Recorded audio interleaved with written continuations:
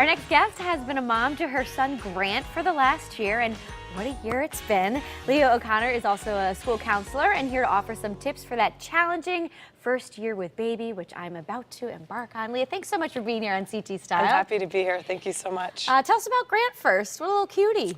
Yeah, Grant is, he's almost 1 year old. He'll be one in just over a week. And he is just the light of our lives. He's a very busy little boy, curious little guy. Look at him with his red hair. Yep, he's a little redhead. He's just adorable. So go back a year for us. What was it like that first week? The first week, I think like all new moms would probably tell you, they probably live in this delirium and don't always remember. But it's kind of, as my husband had said, eat, sleep, survive, keep the kid alive. Survival. You know what I mean? Yeah, so you're just trying to figure it out, figure out the essentials and keep yourself, you're up a lot and trying to figure things out. But I feel like a feeling of accomplishment when you get through that. So looking back though, you were able to kind of compile a list of things that helped you, Sure. and I'm really excited to hear about this. So let's start with find your top 3 must-do things and make sure you get them done. Sure. How hard is that to do? So I think that's really different for everyone. Like moms have all these competing things that they want to try to do, but in that first year, and especially the first few months, for me it was like, sleep, try to eat healthy. Maybe and a shower. Yeah, get a shower in there and then try to exercise, even if that was going for a walk or getting some fresh air. So for everyone, it's different at different times. And I think kind of just cutting yourself a break and having only a couple things for you that you need to do to keep your family and baby healthy. So Sure.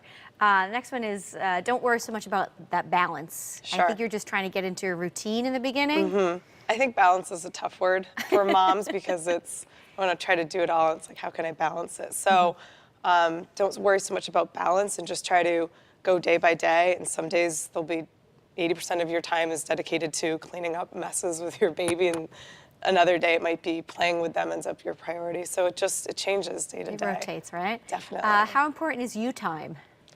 So I think that's really essential. I think self-care and taking time for yourself in that first year and that can mean different things, but maybe just get out of the house and get a coffee with a girlfriend or... Imagine.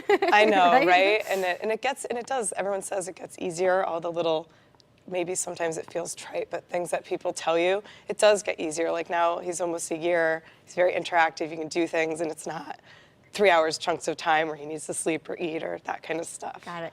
I like this one. You said don't be afraid to say no to people. Because I feel like it's going to be a little overwhelming. Everyone wants to see the baby at first and that type of thing. It is, and you kind of have to come up with your own filter of what you can do even in the first weeks and also after that. And I think your time becomes more sacred and more precious because if you're used to a lot of commitments with friends and family and now you have this new little person you're taking care of, sometimes it's, no, I need to just maybe be at home today. And I hope people would understand that, right? I think they do. I think they definitely do. Have you made new mommy friends in this journey? Definitely, and that was one of my tips too.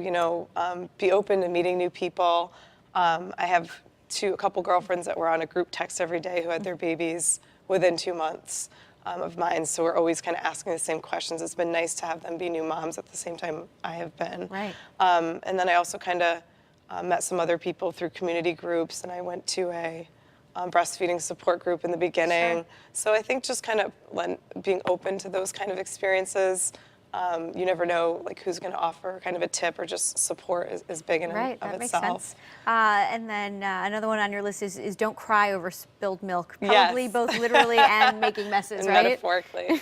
That's absolutely true. I mean, that did happen to me. My husband, one time I came home and my milk was on the floor for some situation. But yeah, I mean, things happen. Like this past week, for example, I got a little case of laryngitis and was just sick, not feeling so great. And you kind of just got to roll with the punches like everything else. You can't call in sick with the baby, right? No, you really can't. They're there 24/7. So. All right, and then another tip is kind of create your own family rituals. What works for one family might not necessarily work for you. Exactly. Everyone has different supports, different needs. My husband and I kind of got into, we made our garage a little workout area, so we'd kind of put the baby in the stroller and do that, and it was like a little family thing we started doing. Great. So. And I guess the important thing is that it's not going to be so challenging forever. I mean, even at the 1 year mark, you're seeing a little bit of a relief.